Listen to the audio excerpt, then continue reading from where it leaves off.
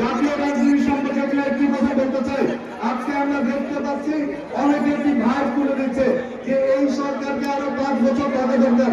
5 বছর নয় 50 বছর থাকেন, কিন্তু নির্বাচনের মাধ্যমে মানুষের ম্যান্ডেট দিয়ে থাকেন। আমাদের বিষয়টি হলো যেটা লক্ষণীয় এবং সতর্ক হওয়া প্রয়োজন।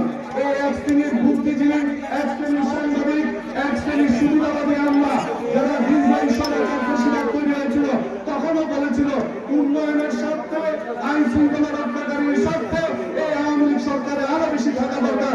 পরিণামে কি হয়েছে? সেই সরকার বেশিরভাগের রূপ নিয়েছে।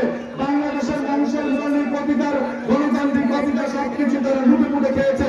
সেই আজকে যে আমাদের প্রধান উপদেষ্টা রয়েছেন, তিনি সর্বজন সংকটবজন একটি ব্যক্তি, বাংলাদেশের গর্ব, ইন্টারন্যাশনাল সারা বিশ্বে তার পরিচিতি রয়েছে, সুনাম রয়েছে।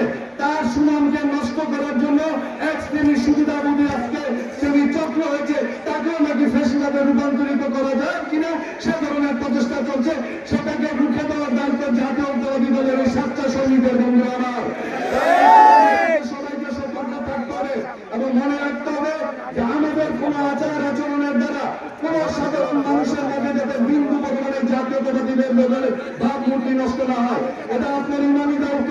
দেশটা তারেক রহমানের খালেদা জিয়া অনেক নির্যাতন সহ্য করেছেন, আমরা অনেকেই বলি আমরা অনেক নির্যাতিত, কিন্তু সবচেয়ে বেশি নির্যাতিত দেশটি বেগম খালেদা জিয়া। এই অসুস্থ শরীরে নিয়ে বছরের পর বছর জেল খেটেছেন।